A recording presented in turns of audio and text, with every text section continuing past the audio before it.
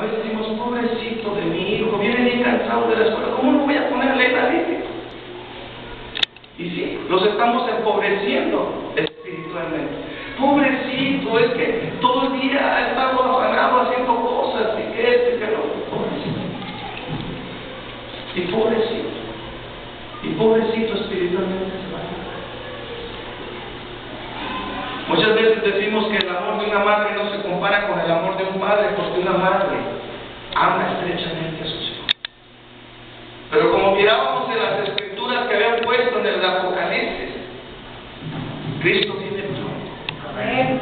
Yo no sé si tú estés convencido o lo creas o no lo creas, pero si tú tienes esa convicción de que cuando Cristo venga tú te vas a ir, ¿has pensado en tus hijos? ¿Realmente los amas?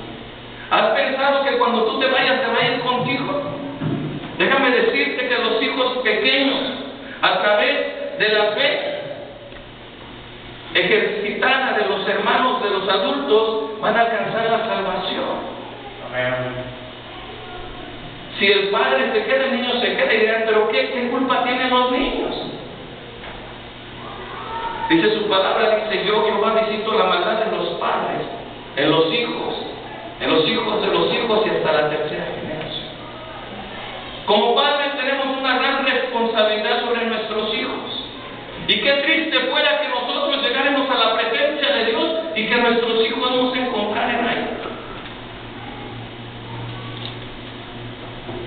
Porque a veces practicamos una fe fingida. Una fe que la hemos practicado tanto que hasta nosotros no la creemos. Pero ahí le dice Pablo, la fe no fingida que hay en ti. Una fe genuina, una fe auténtica, una fe que tú puedes decir, yo amo a Dios con todo mi corazón y es una prioridad en mi vida. Gloria a Dios. Más adelante en Timoteo 4, ahí en esa misma, hermanos. Vean por qué le digo esto, hermanos.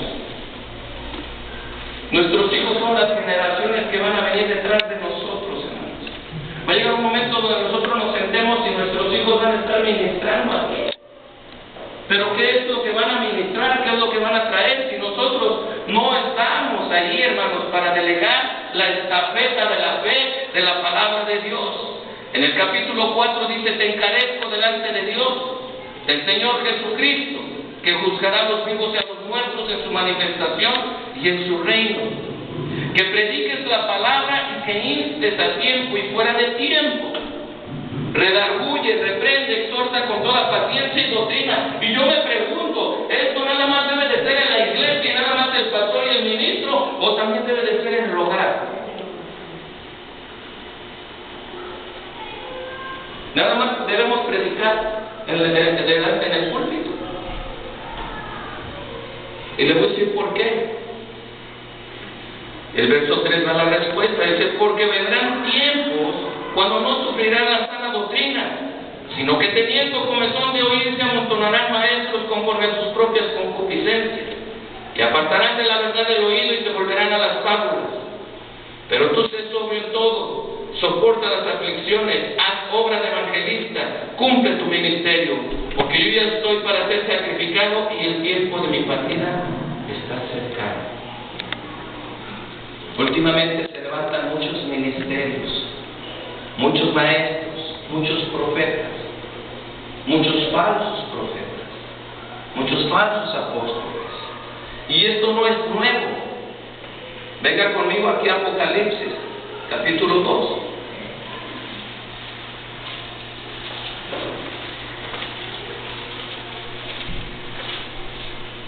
Vamos a leer en el capítulo 2, verso 2. Dice, yo conozco tus obras y tu arduo trabajo y paciencia, y que no puedes soportar a los malos, y has probado los que se dicen ser apóstoles y no lo son, y los has hallado ¿qué? Mentirosos. No todo aquel que me diga Señor, Señor entrará en mi reino, dice Cristo. De repente por ahí se levantan falsos apóstoles y profetas. Y uno en el amor que tiene uno por las cosas de Dios se ciega a veces. Y abre uno las puertas o le da lugar el púlpito a personas que son amadores de sí mismos, que no buscan otra cosa más que satisfacerse a sí mismos y no honrar a nuestro Señor Tenemos que tener mucho cuidado y probar realmente si son profetas o no son profetas. La palabra de Dios dice claramente que el árbol por su fruto es conocido. Debemos probar los espíritus si son de Dios o no son de Dios, ¿sabe? Me recuerdo un canto, digo, no, Dios no me dio ese talento, ese don como mis hermanos, pero dice más o menos de esta manera: vivimos en un tiempo tan difícil, nadie sabe para dónde ir, cada quien con su filosofía, sin creer en quien su vida dio, y cada quien piensa como quiere, y cada quien anda como quiere, mas yo sé que el camino es Jesús, no hay nadie como Él, nadie que iguale su poder, por su gran misericordia salvo soy. Mi vida Él cambió, no cabe duda que el camino es Jesús. Si no quieres seguir con tus problemas, dale hoy una oportunidad. Será la paz para tu alma, será tu dulce calma, mas yo sé que el camino es Jesús. No hay nadie como Él, nadie que iguale su poder, por su gran misericordia salvo soy. Mi vida Él cambió, no cabe duda que el camino es Jesús. Cuando usted quita la mirada de Cristo Jesús y empieza a seguir a los hombres por sus vanas filosofías, usted va a ir, dice que guía de ciegos, lleva a todos al precipicio. Uno tiene que tener cuidado. ¿Y cómo voy a identificar cuando es un falso profeta? Es que yo tengo el deber de leer la palabra de Dios y que lo que Él está diciendo, predicando, sea conforme a la palabra de Dios. En ocasiones nos hablan muy bonito y muy precioso, porque no es difícil tocar las fibras del corazón de los seres humanos. En ocasiones nosotros en nuestro rostro mostramos nuestras necesidades. Si usted ve a alguien que está lastimado, que está dolido, abrácelo, apapáchalo y va a soltar el llanto. Mucha gente es astuta y de esos tenemos que cuidarnos. Cuando en mis tiempos de juventud yo tuve una inquietud muy grande, hermanos, y era por lo desconocido, hermanos, por querer saber de los ovnis, de los marcianos. Pero de ahí, hermanos, me brinqué y quise entender lo que era el ocultismo, lo que era la telequinesia, lo que era el hipnotismo, todo ese tipo de cosas. Y líricamente yo empecé a estudiar porque leía libros y me documentaba. Y empecé a agarrar una fe en esas cosas. Una fe tan fuerte que yo me di cuenta que el poder de la mente es tremendo.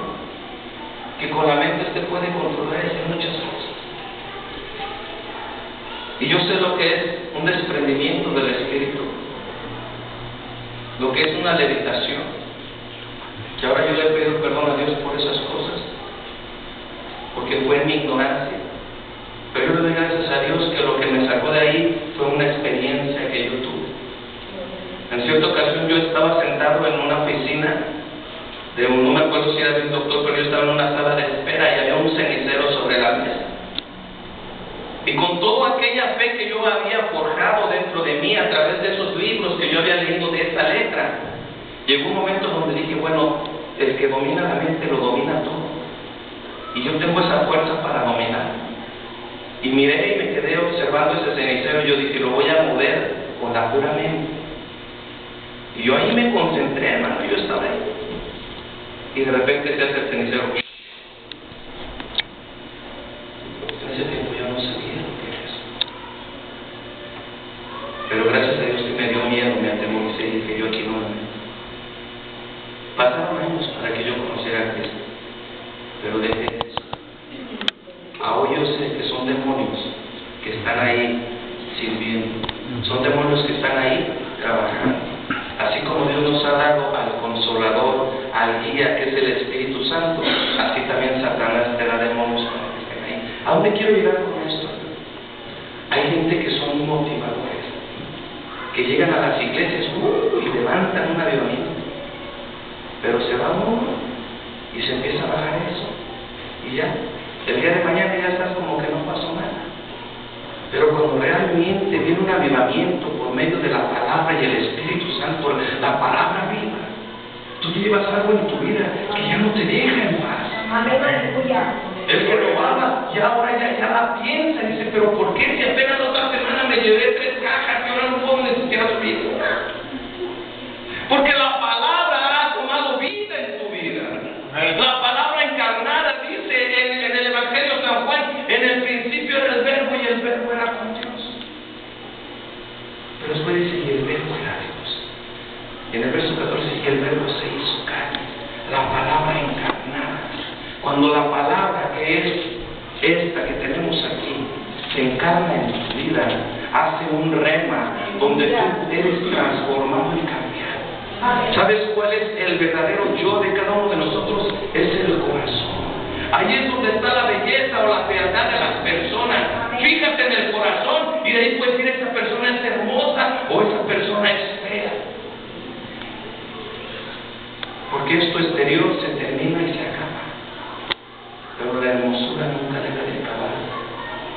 Pero la fealdad tiene una esperanza de ser transformados. Dice que un corazón alegre hermosea el rostro, dice la palabra. Nosotros tenemos que ir conforme dice en Romanos 12, hermanos. ¿Qué nos dice Romanos 12? Aleluya, gloria a Dios.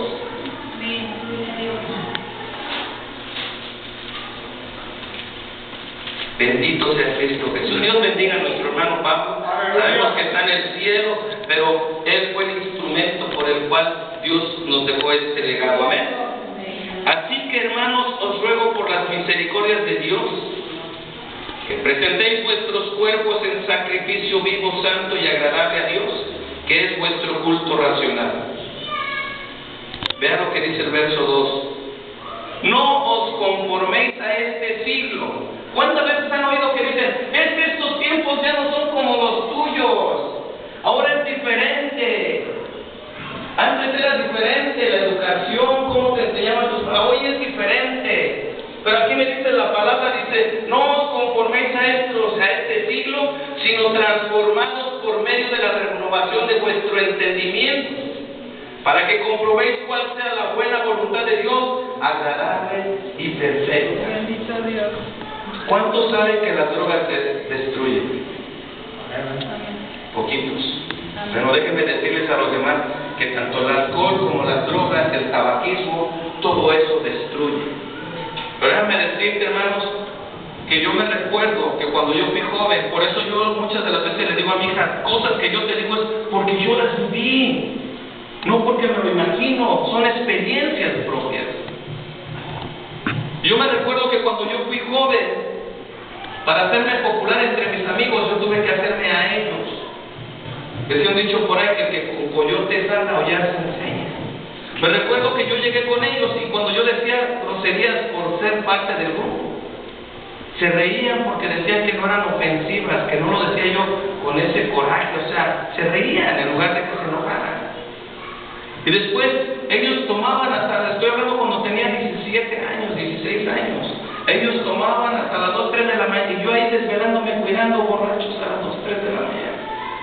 Pero llegó un momento donde dije, ya no voy a cuidar borrachos, ahora yo me voy a poner igual que ellos.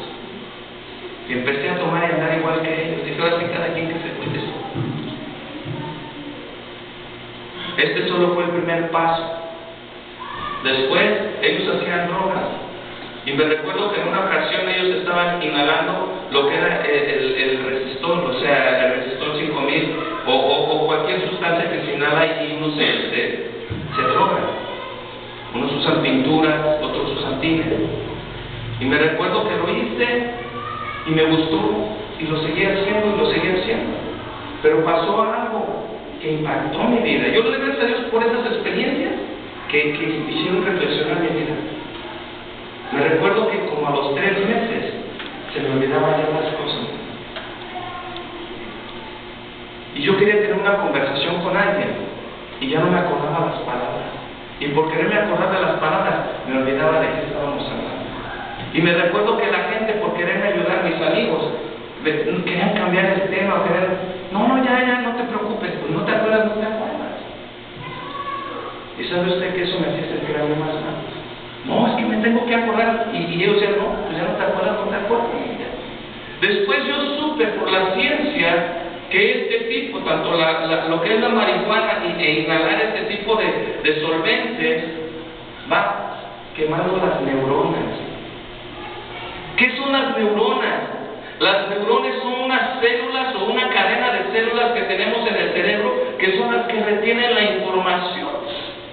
Es como el disco duro de las computadoras ahora. Entonces, lo que a mí me estaba pasando es que esas neuronas los archivos ya se estaban quemando. Más bien ya se habían quemado. Y le doy gracias a Dios que a través de ver eso, que yo era una persona que desde ese tiempo a mí me gustaba socializar, conversar. Yo dije, yo no me voy a quedar así. No puedo vivir mudo, no puedo vivir sin nada. Y mire lo que dice aquí en este verso 2. No os conforméis a este siglo, sino transformados por medio de la renovación de vuestro entendimiento. Aleluya. Las neuronas tienen información. Y esa información que tú traes es la que tú transmites a otros. Si cada neurona es una cadena, ya ven las cadenas que tienen eslabones. Cada eslabón es un chiste sucio. Y luego otro eslabón es otro chiste sucio, rojo, verde, amarillo. Y luego otro de doble sentido, y así. Cuando usted abre la boca, ¿qué va a salir de ahí? Porque esa es la cadena de información que usted guarda y usted tiene.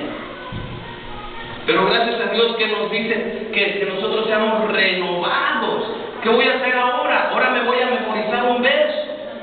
Y en esa donde tenía un chiste sucio, ahora voy a sacar esa información y ahora voy a meter un verso bíblico. Tal vez me cueste una semana aprendérmelo, no importa. A la otra semana me aprendo otro. Y voy a sacar esa información sucia que tenía y voy a meter esa información de la palabra de Dios. Hasta que llegue un momento donde mi mente va a ser renovada. Para que comprobéis. ¿Qué dice? ¿Cuál sea la buena voluntad de Dios? Agradable y perfecta. Queremos tener una fe, pero esa fe debe de estar puesta en el Creador, que es nuestro Señor Jesucristo. Muchas de las veces ponemos la fe en los hombres. Dios, sabiendo y conociendo esto, Él mismo puso una maldición en sus escrituras y dice, maldito el hombre que confía en el hombre. A veces vemos al hombre como que Él va a ser el Salvador, como Él que va a ser el que va a sacar el agua del barco que se está hundiendo. Y déjame decirte, en el Salmo 120, el rey David habla, el salmista, y dice, alzaré mis ojos a los montes. ¿Por qué a los montes? Porque allí en los montes era donde tenían los altares dedicados a las deidades. Ahí era donde se hacían los sacrificios a las deidades paganas. Mas hubo una reflexión en su corazón y dice, alzaré mis ojos a los montes. Y se pregunta, ¿de dónde vendrá mi socorro? Mi socorro viene de Jehová, que hizo los cielos. Amén. Nosotros solamente tenemos uno en quien confiar y su nombre es Jesucristo. Él es el autor y consumador de la fe. Él es el que derramó su sangre por este cuerpo místico que somos la iglesia de Jesucristo. Nosotros andamos y caminamos porque Él nos dio el regalo de su Espíritu Santo. Él mirando nuestra condición dice, no os dejaré huérfanos, os mandaré el Consolador. Y después vendré y os tomaré a mí mismo, para que donde yo estoy, también vosotros estéis. Aleluya. Bendito sea el nombre de nuestro Señor Jesús. Hermanos, si entendiéramos un poquito la palabra de Dios, cuando dice buscar primeramente el reino de Dios y sus justicias, y lo demás viene por añadidura, la cosa ya no tendríamos aflicción. Pero el Señor, mirando nuestra falta de fe, dice: en este mundo tendréis aflicción. En este mundo tendréis aflicción, mas confiad. Yo he vencido al mundo para que donde yo estoy también vosotros. Gloria a Dios. Nosotros somos más que vencedores a través de ellos. Amén. ¿Qué es más que vencedores? Se lo voy a ilustrar de una manera muy práctica. Yo no soy aficionado al box, pero luego escucho o leo las revistas o algo, y se dice que ganan muchos millones de dinero por subirse ahí a golpearse uno con otro. Pero ellos no tienen la culpa tienen los que pagan el pay-per-view y los que pagan las entradas. Son los culpables. Porque ¿qué hay en su mente y en su corazón?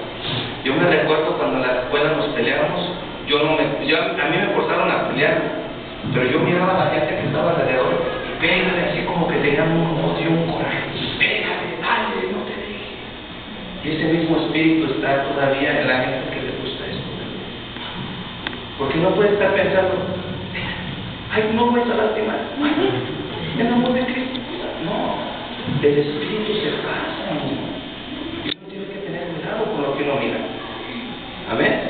Pero lo que quiere decir, tenemos más que vencedores. Mire, muchos de los boxeadores son casados. Ellos van y se suben al ring, les van a dar una buena bolsa de dinero y empiezan a pelearse. ¡Pum! Le dejan el ojo morado, le abren la boca, lo golpean, lo tiran, se levantan. Pero al final, gana o pierde, él se lleva su cheque a la casa. ¿Y qué hace? Llega a la casa y le dice: mija, aquí está el cheque. ¿Quién fue más que vencedora? ¡Ella! Ella no recibió ningún golpe, a ella no la maltrataron, ella no hizo ejercicio, ella no se disciplinó, pero ella recibió el beneficio. Cuando Cristo Jesús fue por en la vía cruz, fue golpeado, fue maltratado, abofetado, le pusieron una corona de espinas, agarraron un látigo que tenía 7 de cola de gato, que tenía unos huesos que arrancaban la piel. Él fue escarnecido, se burlaban de él. Esos son los escarnecedores, los que se burlan de alguien más. Dice la palabra de Dios que esto no heredará en el reino de Dios. Y empezaron a escarnecerse, lo escupían, lo golpeaban, lo bofeteaban. Dice en la palabra de Dios, en Isaías 63, que no había parecer en él para que le deseáramos. Fue todo su cara fue deshecha, destruida. Era una masa de sangre, no tenía forma ni parecer. Y todo fue esto por causa tuya y mía. Dice que Dios cargó en él todos nuestros pecados y males. Y lo más triste es que aquellos que ya hemos sido convertidos y ahora caminamos con Cristo Jesús, cada vez que nosotros hacemos las cosas deliberadamente, lo estamos abofeteando, lo estamos pisoteando y escupiendo y golpeando. Todavía lo seguimos haciendo deliberadamente. No es lo mismo cuando lo haces inconscientemente y reflexionas y pides perdón y te arrepientes y no lo vuelves a hacer, a que lo sigas haciendo con conocimiento de causa. Esa es la diferencia de un pecado y de otro, porque seguimos siendo pecadores, no somos perfectos. Pero hay quienes pecan deliberadamente, con conocimiento de causa. No robarás, se lo echan a la bolsa. No hurtarás. Amarás a tu prójimo, pero ¿cómo hablamos de él? Y ya viste, y esto y lo otro. Honrarás a tu padre y a tu madre. Y les rezongamos, y les contestamos, y les decimos para atrás. A ciencia cierta, conocimiento de causa. No es lo mismo cuando usted ofende y después le redarguye el espíritu y viene y pide perdón y se ponen a cuentas y las cosas siguen bien. Pero para eso hay que tener una fe genuina, auténtica, no mentira. Porque hay muchos que se levantan en cada esquina, se están levantando iglesias, congregaciones, pero son iglesias light, iglesias ligeras.